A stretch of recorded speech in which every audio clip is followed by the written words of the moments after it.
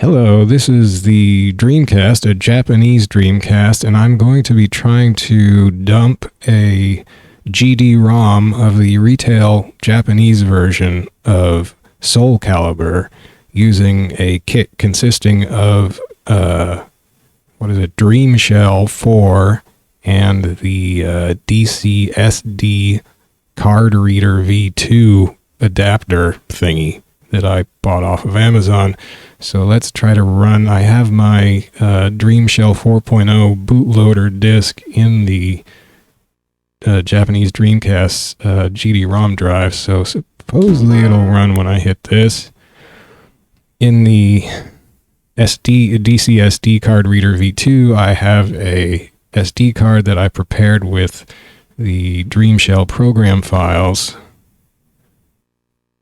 There's a good video on YouTube that goes into how to prepare the SD card, and I will link that in the description below the video on YouTube. It's not my video. It's done much better than I could do. Okay, so here we are. It worked. DreamShell ran. But important to note that on the kit I got, at least, the disk only has the bootloader. So that's the thing that actually gets you out of the Sega BIOS system and into this other system. You do need the DreamShell program to be on the SD card that you then put into the card reader, and the kit I got did not come with an SD card. I had to provide my own. I'll get to that a bit later once I actually start this thing ripping, if I can. So I'm going to be using this GD Ripper utility here. So I'm gonna, right now I am taking the boot disk, the DreamShell boot disk, the misleadingly labeled boot disk, out of the actual drive on the Dreamcast, and I am putting in my retail Japanese CD of SoulCalibur, so that is in now. The drive is whirring a little. I hope it doesn't actually boot into... Okay, no, we're still here. Okay, so let's go to GD Ripper. Enter name image, SoulCalibur. It did that itself. I assume it read it from the CD because I didn't type it in.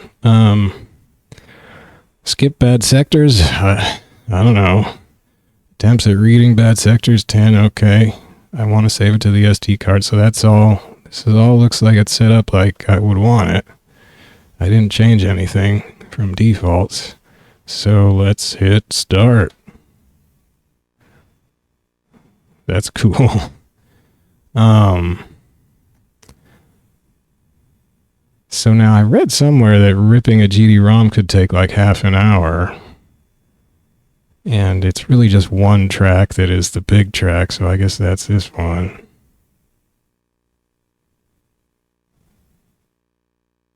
There it goes. Yeah, it looks like it might take a little while. Just to fill in some time here, I'm probably going to go and make lunch while the rest of this finishes. But so I'm going to link the Amazon page where I ordered the DreamShell disk and the DCSD card reader V2 from. I hadn't paid much attention to Amazon's estimated ship date, which when I went back and looked was 5 to 7 weeks.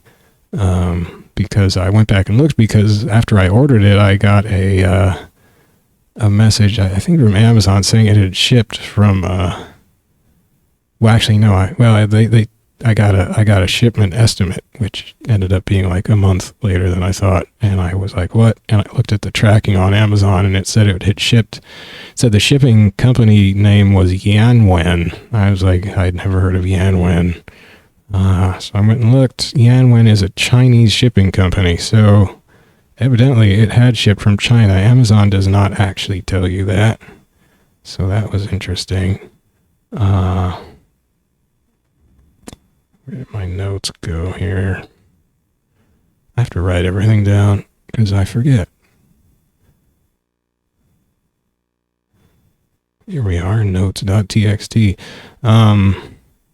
Yanwen delivered it to California, where Pitney Bowes, which is a U.S. shipping company, I think, had it for a couple days. They took it from California to Nevada, and where they delivered it to a USPS facility, and then USPS a couple days later delivered it to me in Eastern Washington State. So it only took 10 days, not 5 to 7 weeks like Amazon had conservatively estimated, so that was cool. And here it is. It seems to be working. So I did have a little trouble getting it running on the Dreamcast because I guess just because of the first SD card I was trying to use. The SD card that's in there right now that worked to boot the thing is a 16 gigabyte Micro Center micro SD card, and it's in a SD card adapter plugged into the DCSD card reader V2. The DCSD card reader V2 plugs into the port in the lower right corner on the back of the Dreamcast, which I had never used for anything before. It's a small rectangular port. The bottom two corners of the port are slightly curved, so I guess to prevent you from trying to stick things in upside down. And the corresponding socket or the corresponding plug on the adapter that I got fits that. It doesn't fit. It takes, you have to shove it like all the way in, and it kind of feels like it's just barely, sort of socketed there. It's kind of like the final push is a shallow sort of shelf, really, I guess. But once it's there, it feels pretty solid. There's a small red light just under the surface on top of the reader. So when it's plugged in there and the power is on, you'll see this red light when it's firmly plugged in. And then the light will blink sometime. What's it doing now? It's just on solid at the moment. It'll flicker sometimes when stuff is happening with the card. So the card reader, the adapter, it has two slots. It's got a SD card size slot and a micro SD card size slot. I've just been using the SD card sized adapter that came with my micro SD card. This is a micro SD card that came with a Sany card reader V2 cartridge dumper that I got off of eBay. So it's just a 16 gigabyte generic as heck looking card. It's blue with just white text just printed straight on the card. And it says Micro Center. It's kind of hard to read, actually. They just copied the font style from the micro SD logo. But it works. So I had a card that didn't work, and that was a Samsung 32 gigabyte card, which also had its own little SD. That's a micro SD card.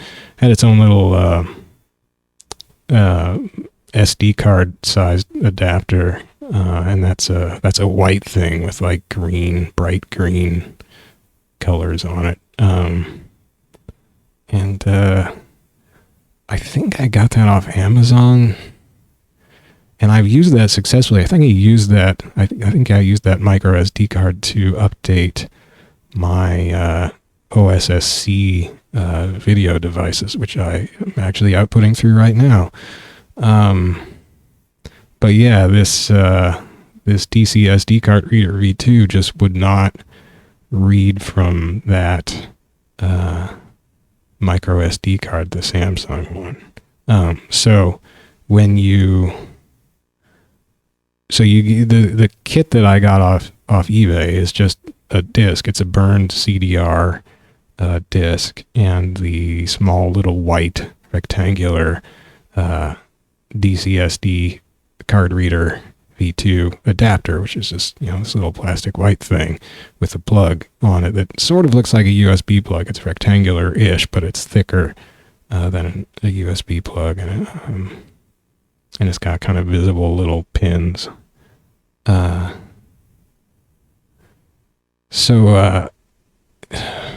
So yeah, this the Samsung 32 gigabyte card, I could not get to work. I looked up all these guides on how to prepare the SD card for this DreamShell thing and the adapter.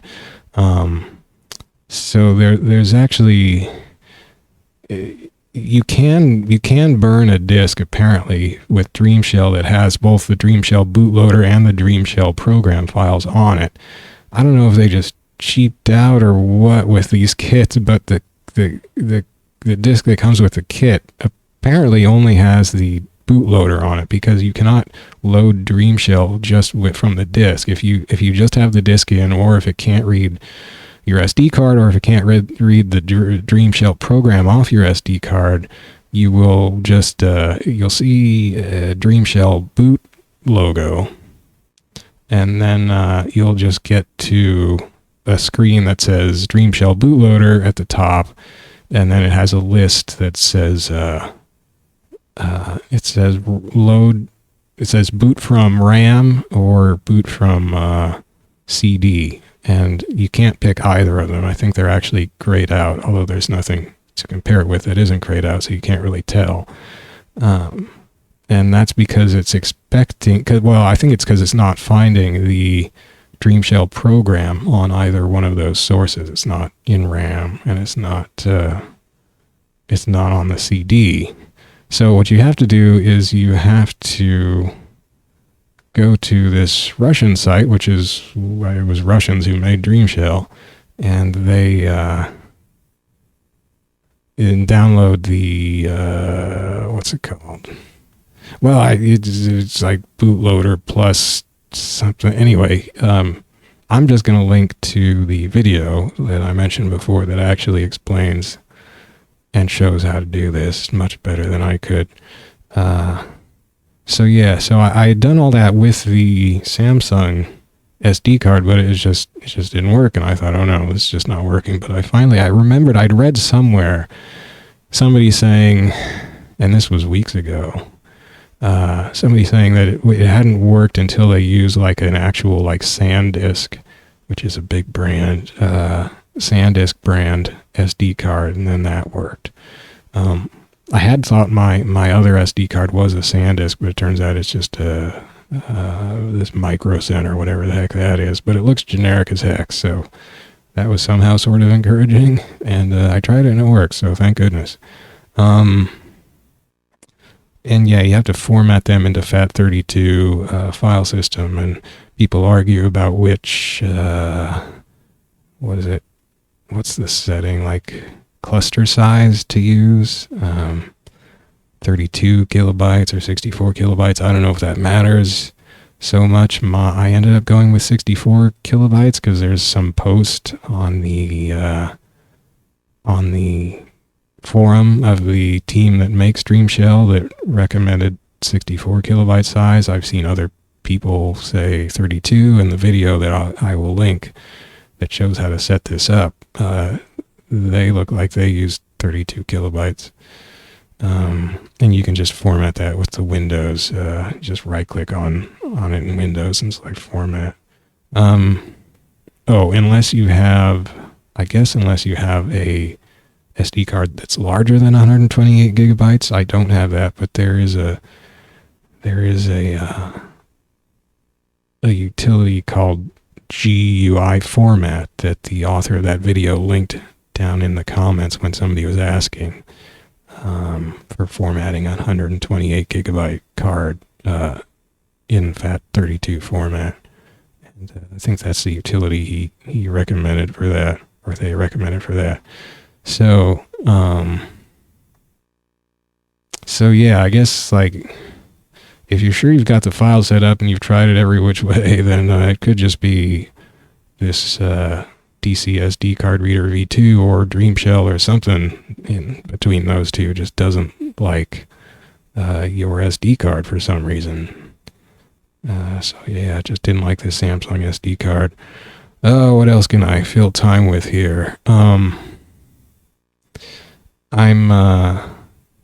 whole reason that I got this adapter, and I'm trying to dump games using it, is because I I was curious, and I tried a, let's say, demo version of SoulCalibur in the Flycast emulator on my laptop. My laptop's it's what is it? It's a 2020 gaming laptop. I mean, I ordered it in 2020. It was kind of a mid-range gaming laptop at the time. It's got like a 2.6 gigahertz, however many cores thing, i7 something processor. Anyway, so I just tried running the Flycast emulator, and I did some optimizations. As many optimizations as I could find in Flycast and in Windows that I could look up on the internet. And anyway, I ended up comparing what am I looking for? Input delay in SoulCalibur on my setup here with my monitor, which is a fairly low latency monitor, and I'm using a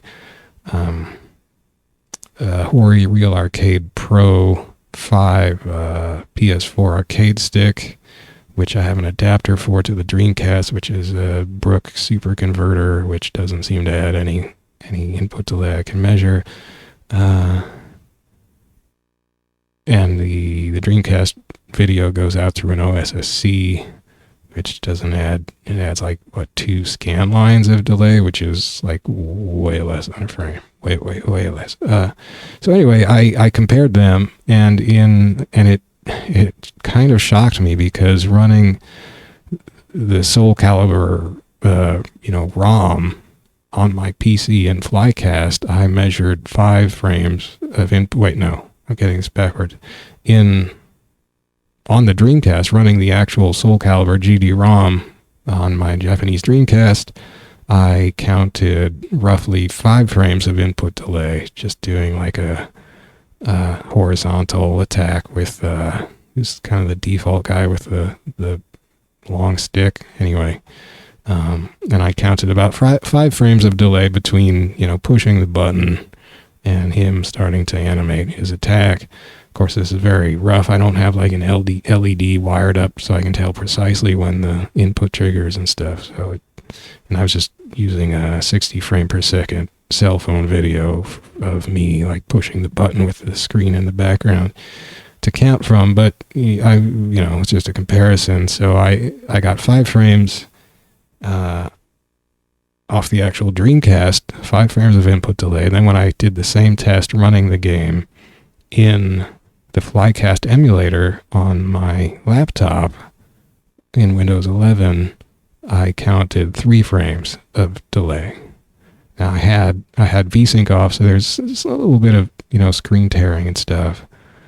But yeah, so it was the emulated version was 2 frames faster to react to my input than the Dreamcast version, at least on my setup. So that was I had expected it to be the other way. Totally, I expected the emulation to be a couple frames slower, and I was just trying to think to myself how I would justify to myself putting up with this additional delay to have the convenience of playing it, just on my PC. But it actually looks like, and I have yet to actually test this with the actual dumped ROM that I will hopefully be getting out of this process we're watching here.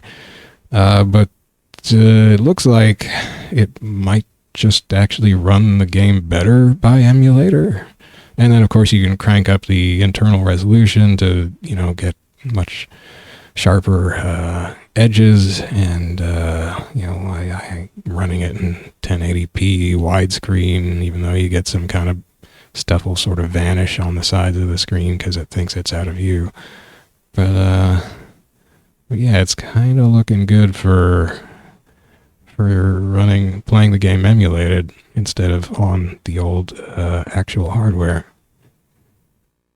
If this dumping thing works, and it's doing something, so far so good.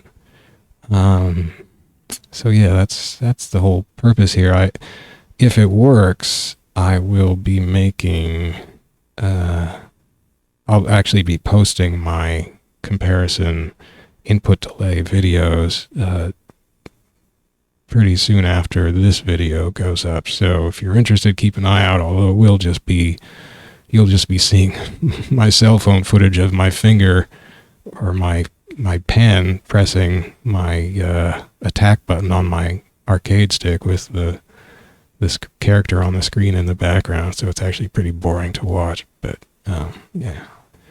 And then if it still is at least comparable input delay wise, then I'll probably just be playing Dreamcast games emulated instead of on the Dreamcast. And the Dreamcast will just be a dumping machine. You know, if any other games come up that I want to be playing, I'll just, you know, get the GD-ROM and dump it.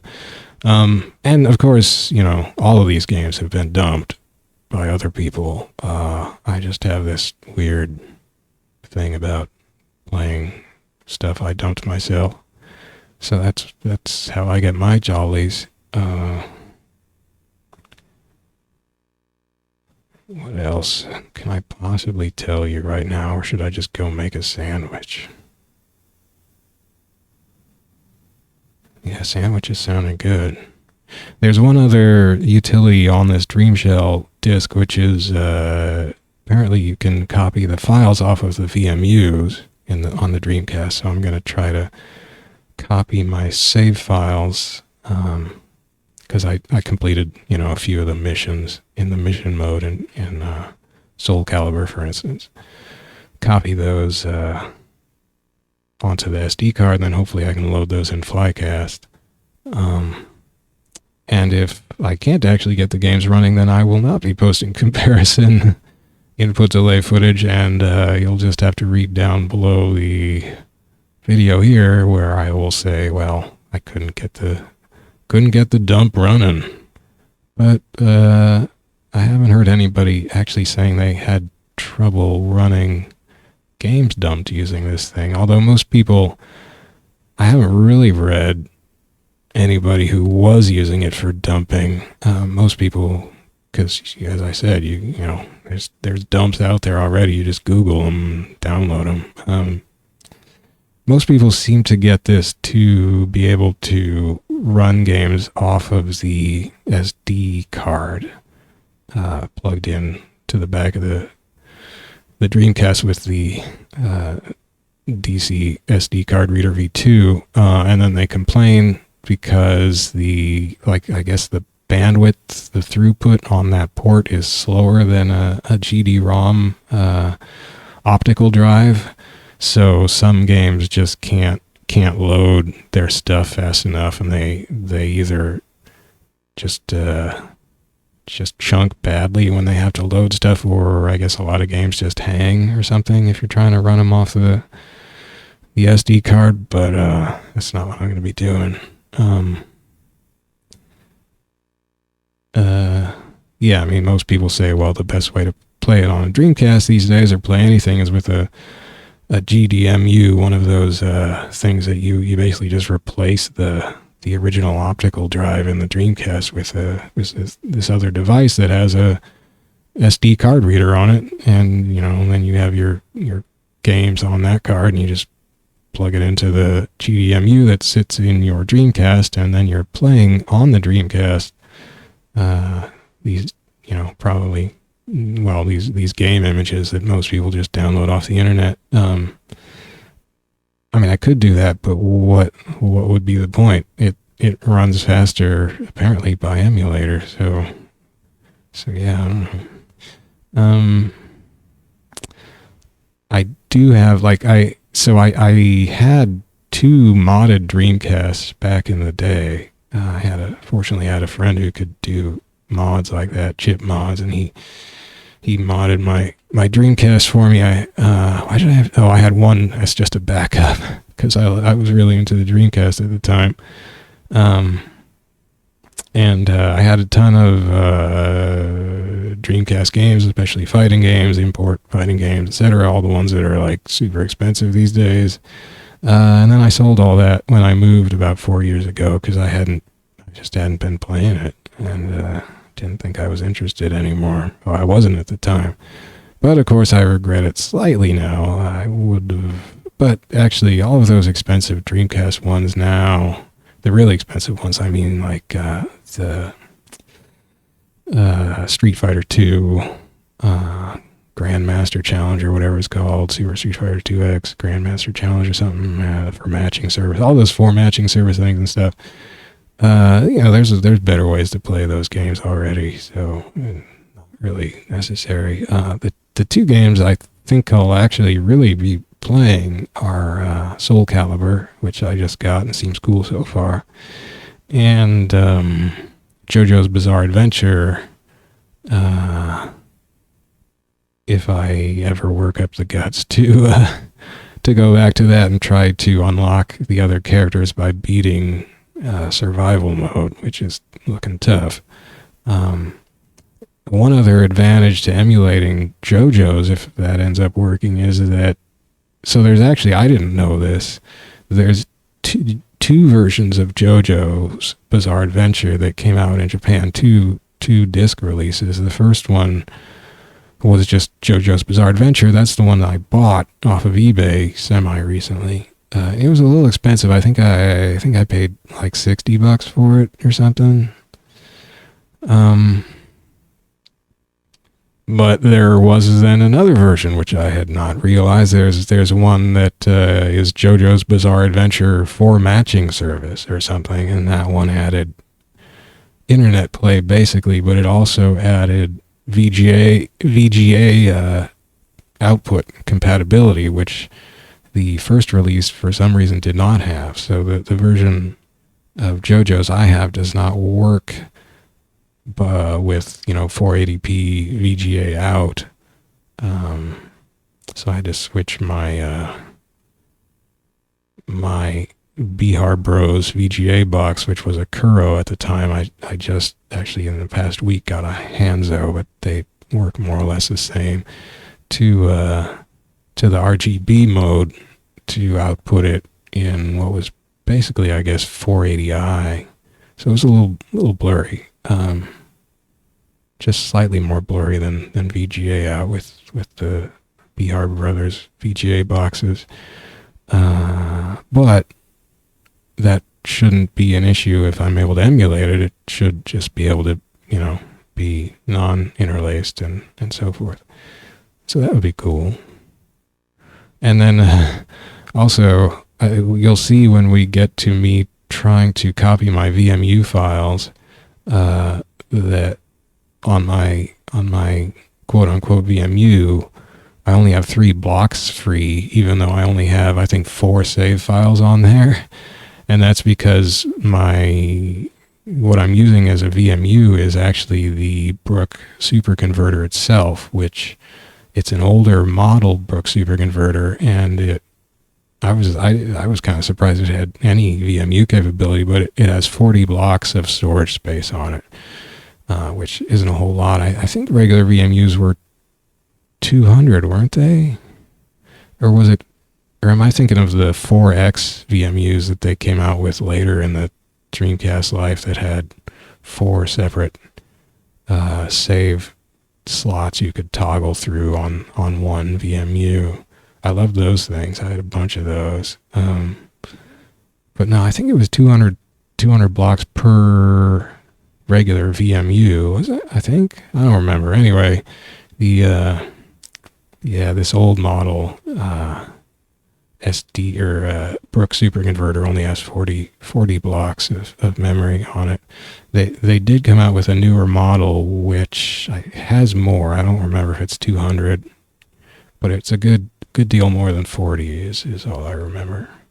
I guess I could look that up now, but I don't know. What else am I going to do with my time here as I watch this? I was going to go make a sandwich, but we're almost at seg. That's 3/4 of the way dumped.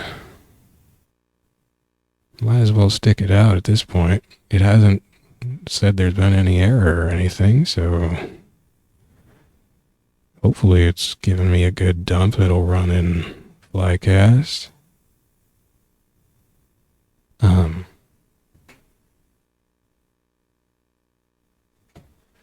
Well, the red light on the DC SD card reader V2 is just still solid, so hopefully that's good. I don't know. Let's look up that Brooks superconverter.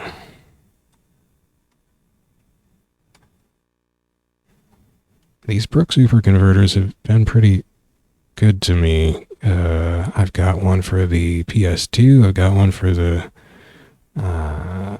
PC Engine, although I don't use that a whole lot. And they don't seem to add any delay I can measure.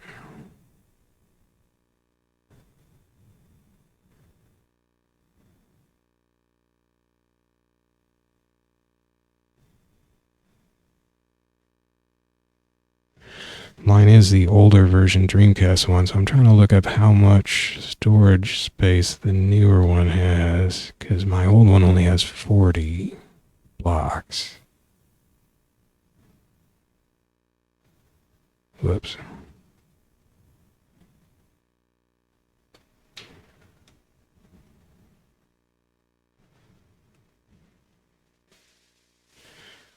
It's not telling me up front here how many blocks it has. Come on. I'm on the support site, so that's probably not the place to go. I should go look up at some online store that sells it. Or maybe I could... Is this the user guide? Let's see. It's really tiny print.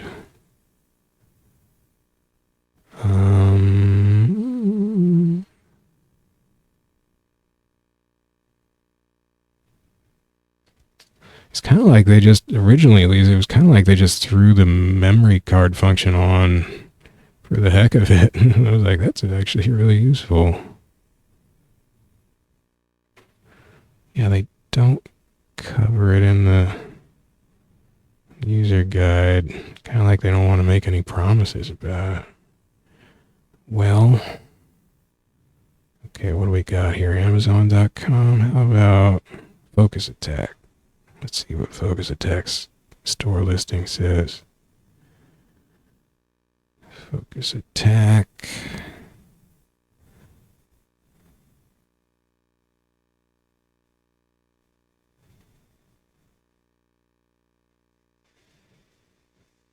Oh yeah, features a 200 block memory capacity. So yeah, I was right. So yeah, that's 5 times more than my older model one does. Dang. But it won't matter if this whole dumping thing works. I won't have to worry about limited physical VMU space. Just running it in an emulator in theory. Flycast. I had been thinking I was going to use the Redream emulator, but that one has very few graphic options, and I couldn't find one that would turn off bilinear filtering. So, yeah, there was always that sort of bilinear filtering blurriness to the graphics. I don't like blurriness when it's not necessary. Whereas Flycast lets me select nearest neighbor, which is nice and sharp, pixelated, no blurring.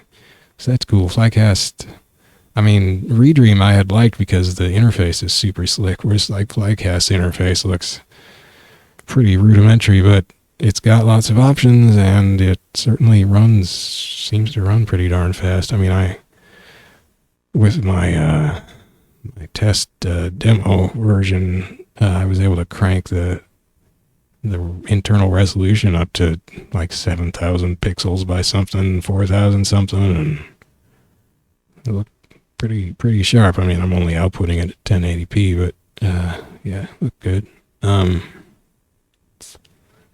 So yeah, it looks like Flycast will be the one to go with. I think pretty much it's just those 2 emulators these days are being updated for as far as Dreamcast emulation goes. That's where the action seems to be, but I don't know. I guess for now, Flycast seems to be better suited to my particular purposes. If I can get this thing to to work. We're halfway through A.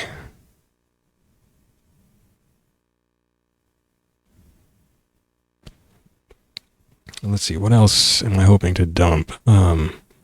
So SoulCalibur, JoJo's Bizarre Adventure, and then I have some other fighting games that I've repurchased since I got a Dreamcast back.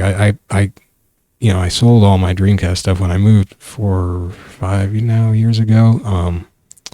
But a couple of years after that, I wanted to play King of Fighters 2000. And I thought I would go with the Dreamcast version, which, was a Japanese release on Dreamcast. So I got a Japanese Dreamcast, and I got, a retail copy of King of Fighters 2000 for Japanese Dreamcast.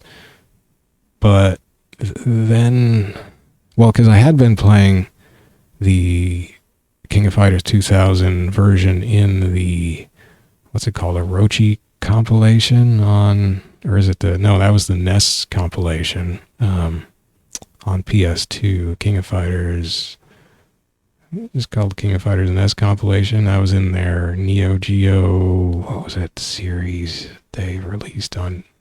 Anyway, lots of ports to PS2, but that version only ran in 480i interlaced, and I got kind of tired of the interlacing. I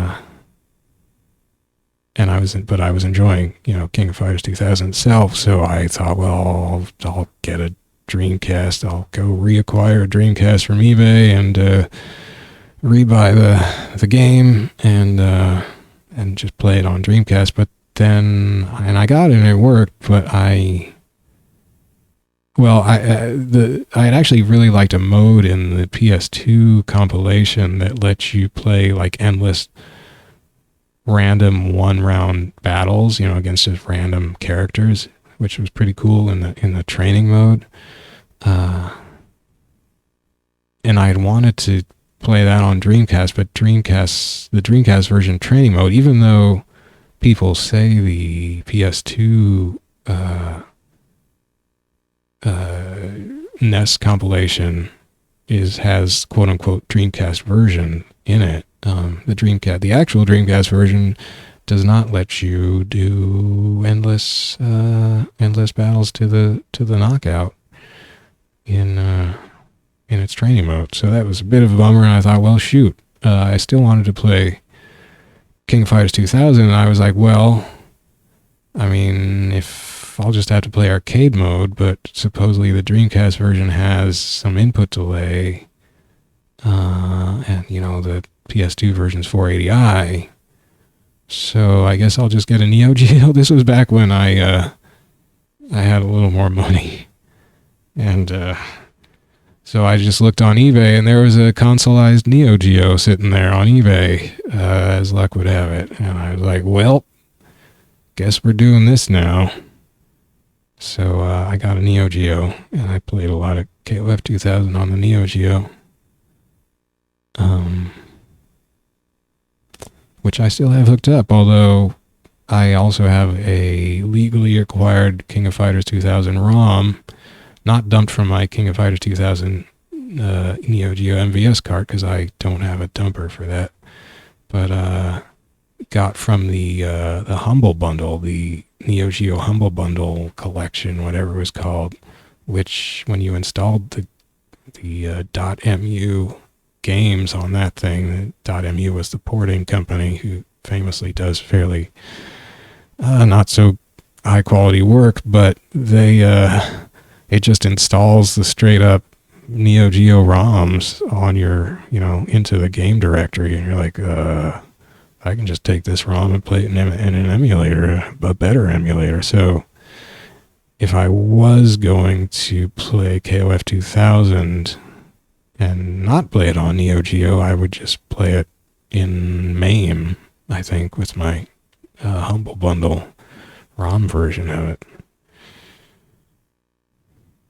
And I keep being tempted to do that anyway instead of playing it on Neo Geo, but Neo Geo version I guess it, like when you play in MAME, there's various sort of weird quirks and sprites that sort of flicker here and there, and it's very apparent in the MAME version, like, you know, because it's razor sharp, whereas on Neo Geo, it's a little filtered just from the, I guess I'm using it with this consoleized Neo Geo I have, what's it called, Omega, has a custom component cable, and it comes out pretty sharp, but you know, there's a little slight analog tempering of the image, so you don't quite get hit with all the weird, kind of weird, rough bits.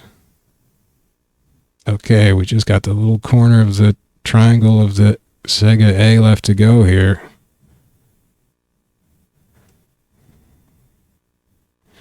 So is it going to tell me it was a good dump?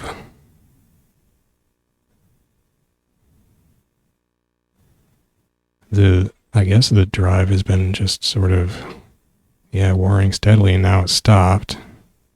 It ratcheted to a stop.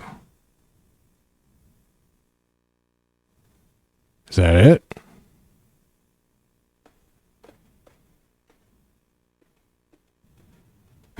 Well, I guess it's done. I think I'll just give it a minute because it hasn't said anything. I don't want to stop it if it's still doing something, but... Well, the light has gone off on the DCSD card reader V2, so I guess it's not doing anything. The Dreamcast is still whirring, but maybe that's just the fan. I don't know.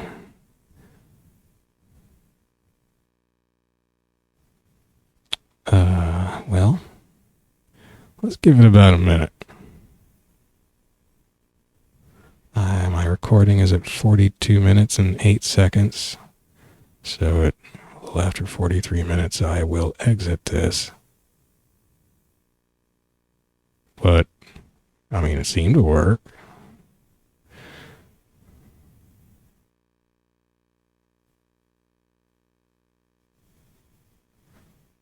I haven't read a whole lot about HDD mods for Dreamcasts. Do people actually have, like, actual hard drives wired up to their Dreamcasts?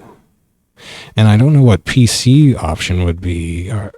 Is there a direct link you can do to PC? Because that you would think would be handier, but maybe you have to have like a broadband adapter or something. Oh, maybe that is it actually, because wasn't that how people used to dump games, was by the BBA or something?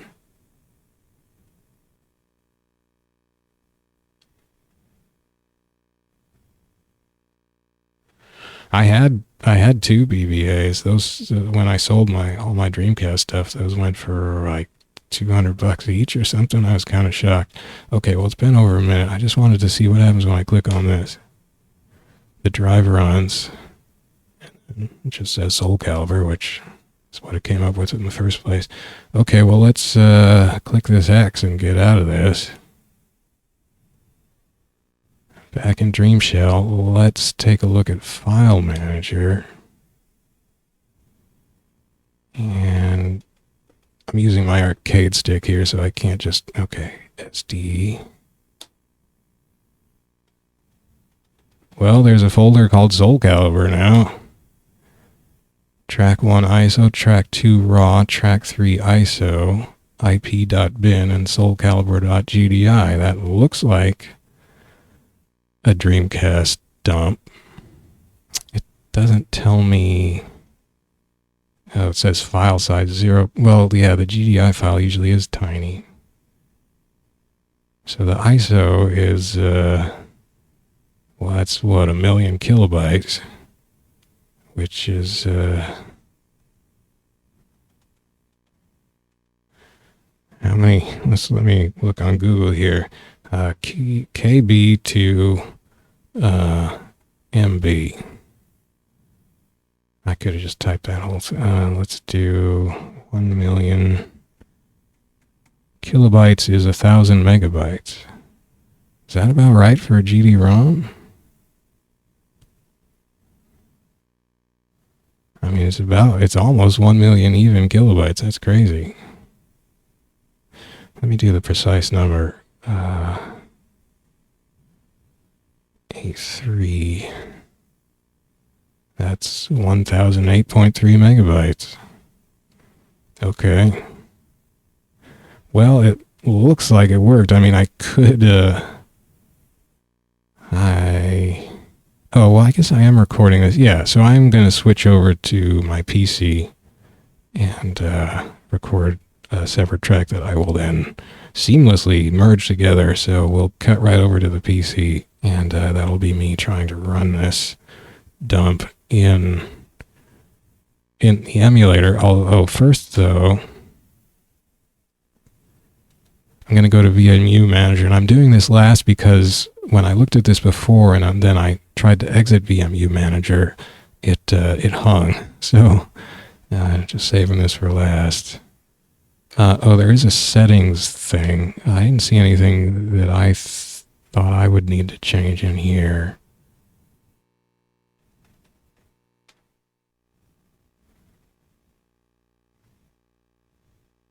It can run widescreen, that's cool. But you can run nearest neighbor. Oh, you have to reboot after you change, so I don't want to do that anyway. Wait, what was that first column? Oh, native mode. Auto. Oh.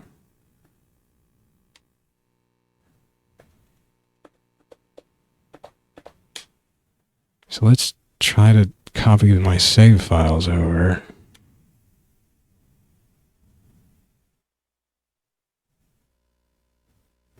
This is kind of a wild interface, man. So there's my Brook superconverter, which counts as a VMU, 3 blocks free. A whopping 3 blocks. I have my 4 save files.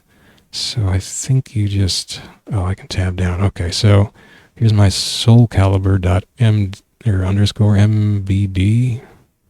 Why are these others underscore sys, but SoulCalibur? Anyway, SCalibur underscore MBD. I'm going to hit A to copy. Do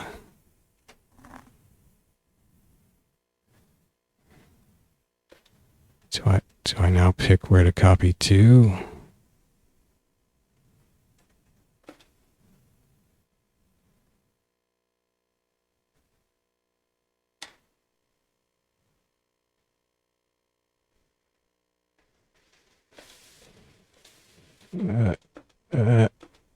Maybe I'm not hitting the 8 button. I'm not using my Dreamcast pad, so I'm not sure which button is A. I might have just been hitting X or something. How about this button? Oh, dang it.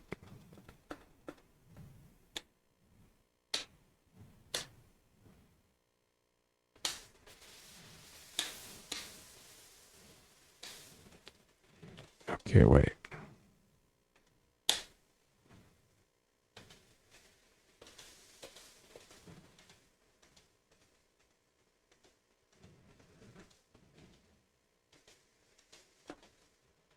Home?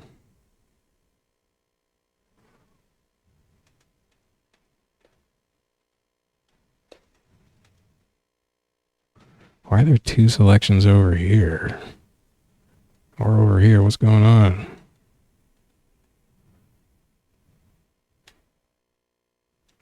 Arg.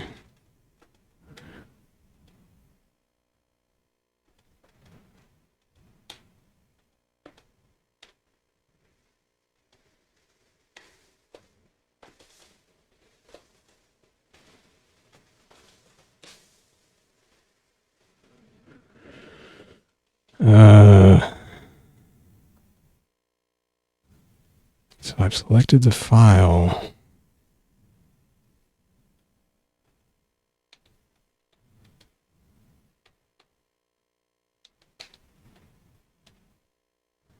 Oop. Well, do I name it?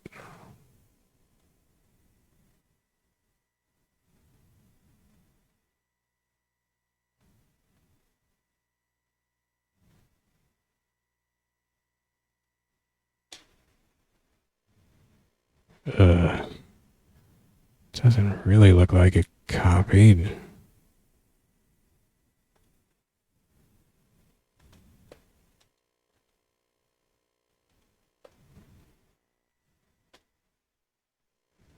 I think I toggled something inappropriate.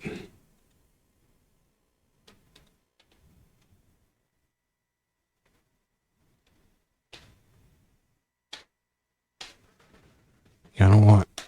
I think I toggled that on with start. Uh-oh.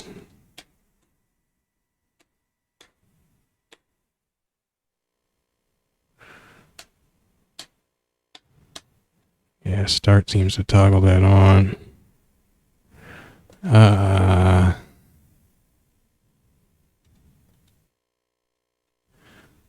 don't know, is home gonna exit? But you'd think X would exit. Yeah, it did exit.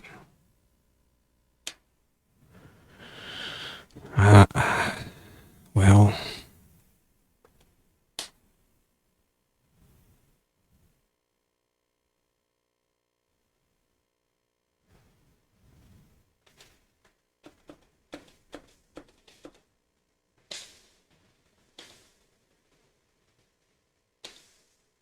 Aha! Maybe that's the A button on my arcade stick, which is rewired for the Neo Geo anyway, so I can't tell where these buttons go. Well, that seemed to work. Okay, good. Let's try that again with my CVS2 save.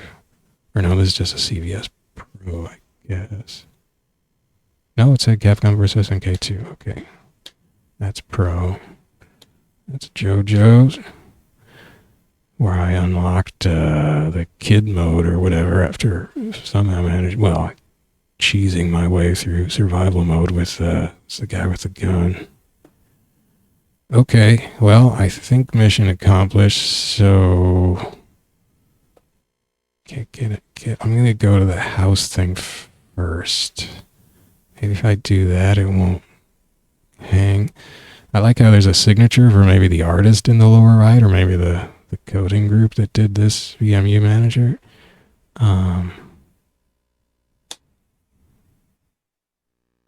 Hey, it got back, so let's go see where it put those.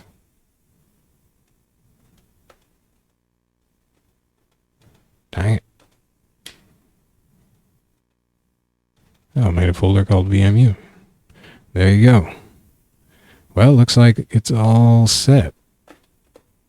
This thing has been pretty sweet so far. We'll see how the files actually came out when I get to the emulator on the computer. So that I'll just be taking the SD card, well, turning the Dreamcast off, taking the SD card out of the adapter, the DC SD card reader V2 that's plugged into the back of the Dreamcast, taking the SD card out of that, putting it into my little SD card adapter with a USB socket, plugging that into the laptop, and then trying to read the files from there, copy those onto my hard drive in Windows, and run them in Flycast. So see ya on the flip side of this, and fingers crossed.